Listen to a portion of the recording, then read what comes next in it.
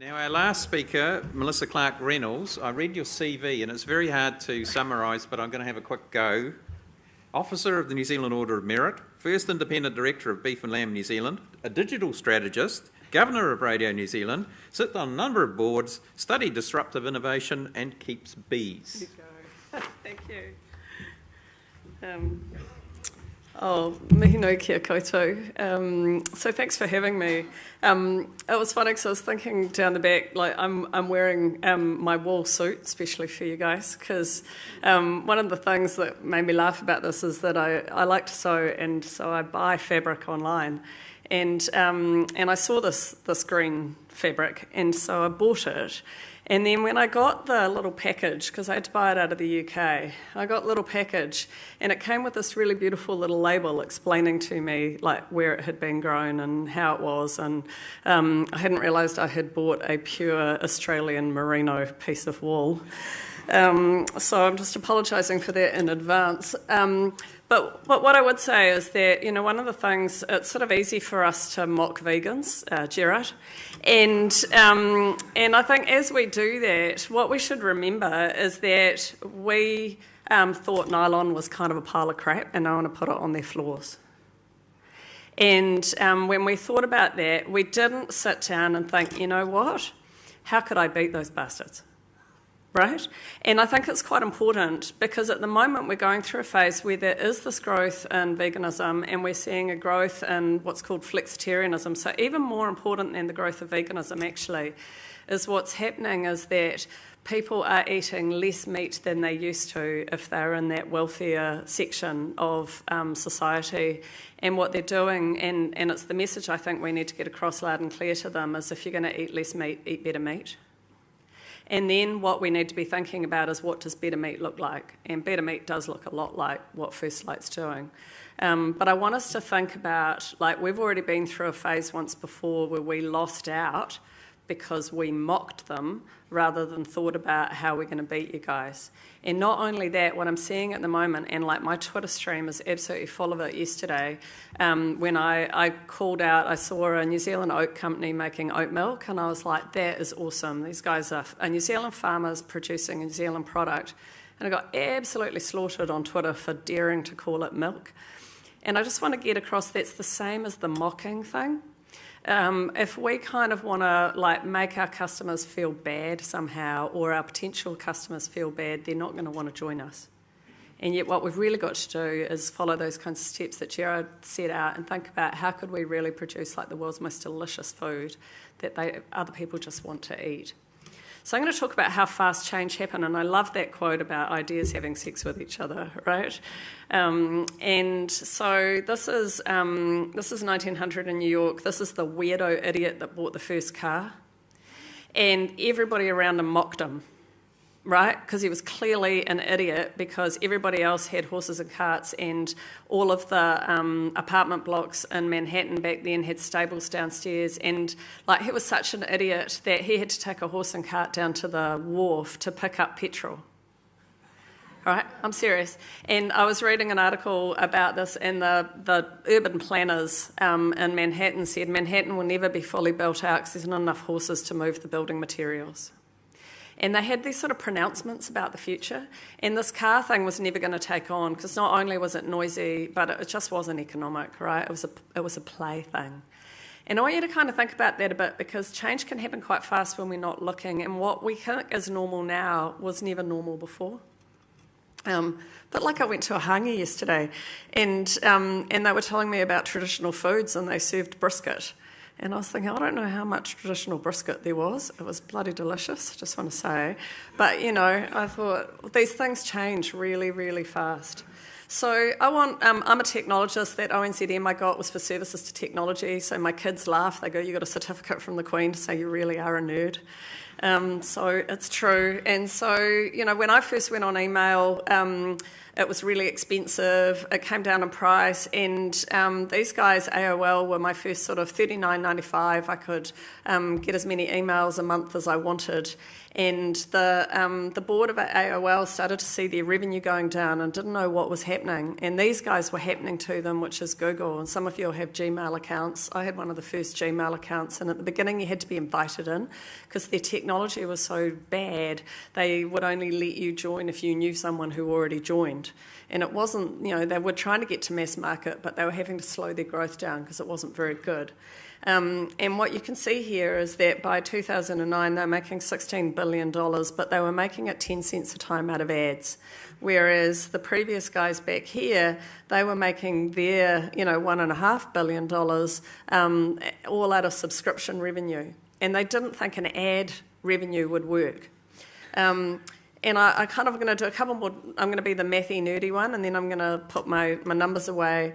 But one of the really important things to understand is that over the last sort of 40 years, the price of food relative to income has dropped quite markedly. And if we looked at that, I was interested in the AgResearch video. It talked about both farmers that were supplying commodity products and also high-end. I think one of the real difficulties we've got in New Zealand is if we want to provide commodity products, we have to understand that we will continue to race to the bottom. So the more that we think about that productivity that Tom was talking about as a way to produce cheaper products, we will end up racing to the bottom because cheaper products end up always driving further and further down to the bottom of the market. And what we need to be thinking about is how can we reverse this curve a bit like Google did? How do we make this a curve up? And there are a couple of things that have made this curve do a few bounces. And one of them is all of those like my food bag type boxes that have gone into people's homes have actually increased the amount of money that people are spending on food.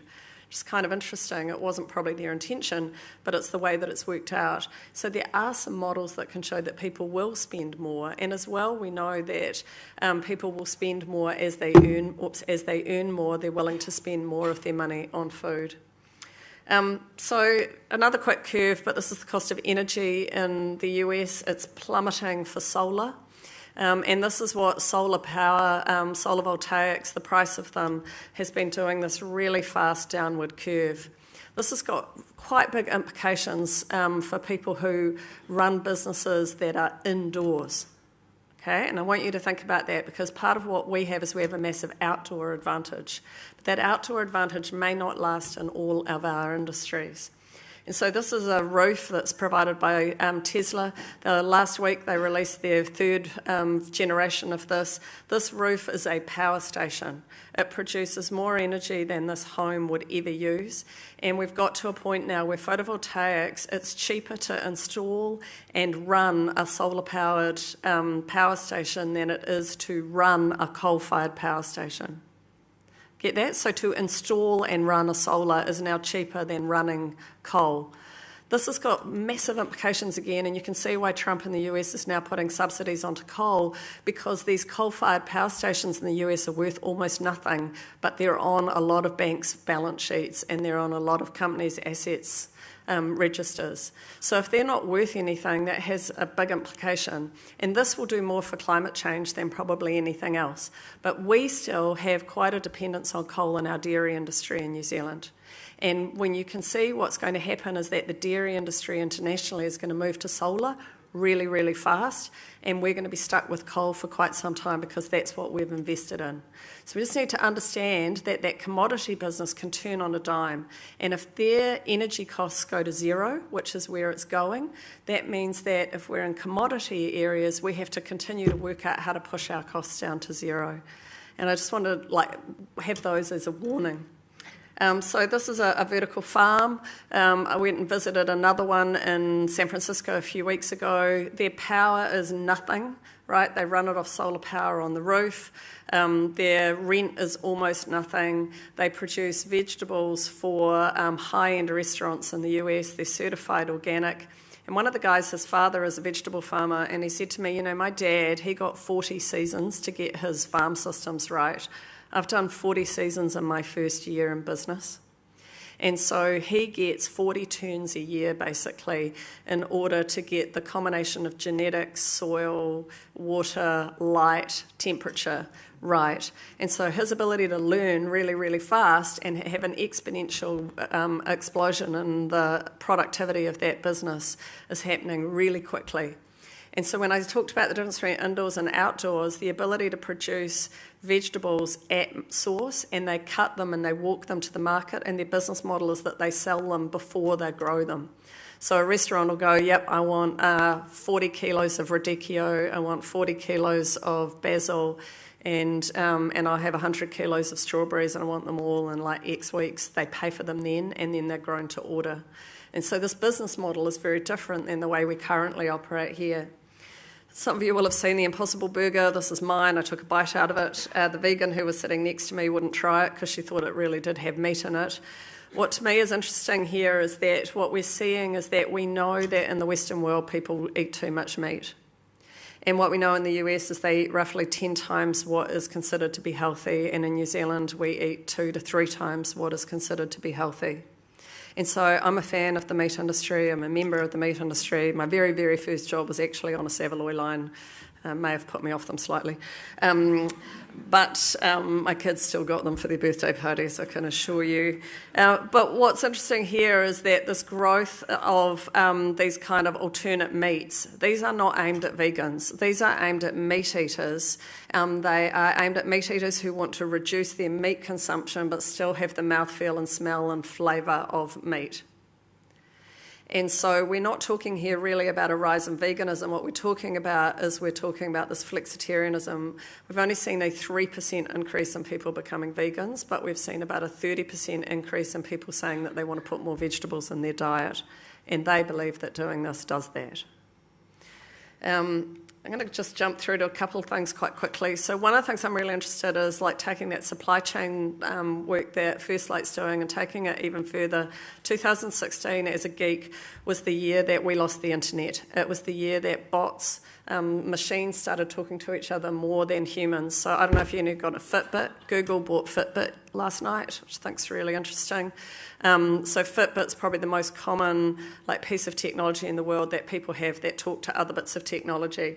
So this is a fridge that is integrated with Amazon. So if you put your meat into that fridge, you take it out. If you don't put it back in, it drops the exact order into the Amazon shopping cart, which means the power of branding is more important now than ever before because it doesn't drop meat in, it drops the actual product that you bought. And so what we're also seeing here is Whirlpool has launched an oven which does almost the same thing, integrates with an app, and the oven integrates with the Amazon shopping cart, tells Amazon what to buy in order for the recipe to be cooked. Once it's in the fridge, what it knows how to do is you put it in your oven. I know, but this is great for me as a working mum, I can tell you, because what I can do is I can put the recipe together, I can put it in the oven in the morning. In the old oven, I could tell it when to start, but now I can do it off my phone. If I'm stuck in traffic on the way home or Air New Zealand's delayed again, I can delay the start. I could tell it, oh gosh, I told you to cook and now I want you to hold it for me. And if I liked that recipe, I can tick it, and then the recipe app will continue to just order that food until I tell it not to. So our supply chains are starting to change in really interesting ways. We're seeing more and more farmers go direct, where they're building their own meat boxes and selling those direct to consumer, either on a one-off or on a subscription model. We're seeing these subscription models in pretty much every industry. Just going to run through quickly to this last bit, which is that some of you may have seen the Rethink X report that came out a few weeks ago. Interestingly, it arrived in my inbox the same day as the Aussie Dairy Strategy. The Aussie Dairy Strategy is we're going to sell more dairy, we're going to double the value of dairy, and we're all going to make a lot more money. Doesn't really have anything else in it. Okay, and then here, that curves that I was talking about, the curve of fermented protein production is getting to a point where within the next 10 years, a lot of people are saying that there will no longer be need for a cow to produce milk. What I think is really interesting in this one, and where we should be paying attention, is that the cost of casein and whey are likely to continue to increase over the next few years at the same time as the synthetic alternatives to casein and whey are dropping. So personally, I believe that there is a long-term future for milk and particularly for meat, but that we have to think quite carefully about what the attributes are that we're selling. And it comes back to those 4 points of Gerard's actually. We need to know our consumer. We have to go after the consumer that was talked about at the beginning, the billionaires. If we go for a commodity market, we're going to be competing with the synthetics. We have to go for high end, and we have to carve out a niche that says that that we're a high quality natural product, and we have to remember what the attributes of those are. But we will be competing against synthetic, particularly casein and whey, within the next 5 to 10 years. So the last thing I just want to leave you with is this idea that we always overestimate what's going to happen in 2 and underestimate what's going to happen in 10. And the changes in the next 10 years in the animal protein market are going to be huge. And I think the biggest thing we have to remember is that we're in the food business, and we have to think about how do we provide high quality food to people that is sexy, that's fun, that tastes good, that is about being around a dinner table together. And that's where our point of difference is. And it only took 15 years for this to be what Manhattan looked like. And this is Easter 15 years later, and there were no more horses left.